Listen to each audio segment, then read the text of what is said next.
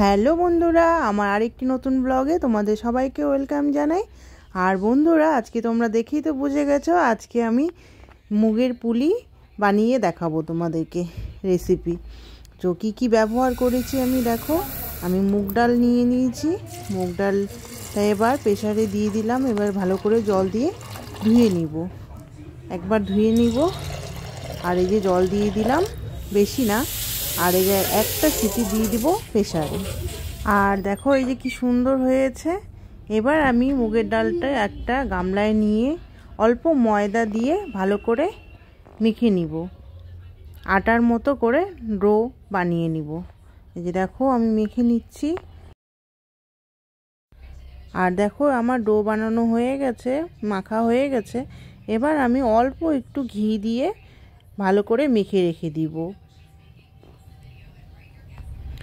এভাবে মেখে রেখে দিতে হবে, ঢেকে রেখে দিতে হবে। আর এইদিকে আমি দেখো নারিকেলের পুর বানিয়ে নিচ্ছি।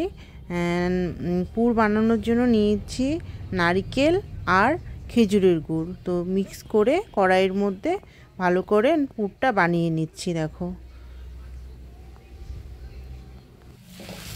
দেখো বন্ধুরা, পুর বানানো একদম রেডি হয়ে গেছে, কি সুন্দর হয়েছে দেখো। আর পুর বানানো হয়ে যাওয়ার পরে আমি এবার একটা কড়াইয়ের মধ্যে চিনি দিয়ে শিরাটা বানিয়ে নিচ্ছি।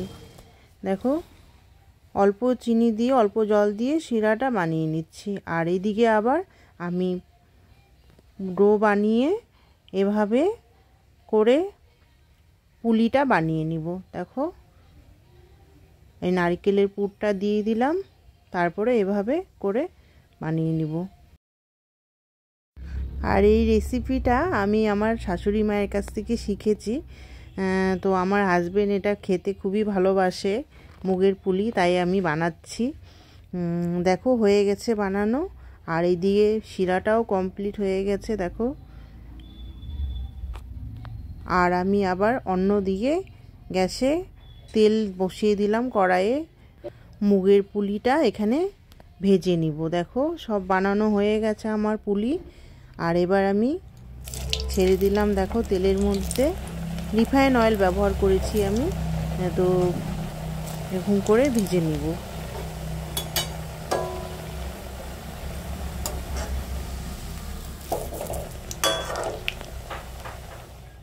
আর দেখো বন্ধুরা, আমার কি সুন্দর ভাজা হয়ে গেছে, একটু লালচে করে ভেজে নিয়েছি। আর এইদিকে শিরাও একদম রেডি হয়ে গেছে। দেখো শিরাটা এরকম আমি দেখে নিচ্ছি, আঙ্গুল দিয়ে চিপচিপা হয়ে গেলে ভাবলা হয়ে গেছে।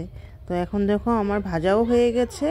এবার আমি শিরার মধ্যে ঢেলে দিচ্ছি পুলিগুলো।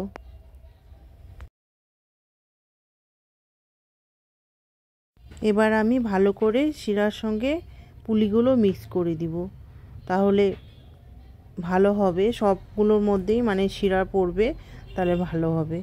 আর দেখো এবার আমি হালকা আঁচে মানে ফুটিয়ে নিচ্ছি 10 মিনিটের মতো, তাহলে একটু নরম হবে, ভালো লাগবে খেতে। আর দেখো বন্ধুরা, আমার মুগের পুলি একদম রেডি হয়ে গেছে। আর বন্ধুরা, আমার মতো করে তোমরাও বাড়িতে বানিয়ে দেখো, তোমাদেরও খুব ভালো লাগবে। আর আমারও খুব ভালো লাগে। আর আমার হাজবেন্ডের খুবই প্রিয় মুগের পুলি। তো আমার মতো করে তোমরাও বাড়িতে বানিয়ে দেখো, তোমাদেরও খুবই ভালো লাগবে। আর বন্ধুরা, আমার ব্লগটা যদি তোমাদের ভালো লাগে আমাকে তাহলে লাইক কমেন্ট শেয়ার করে দিও।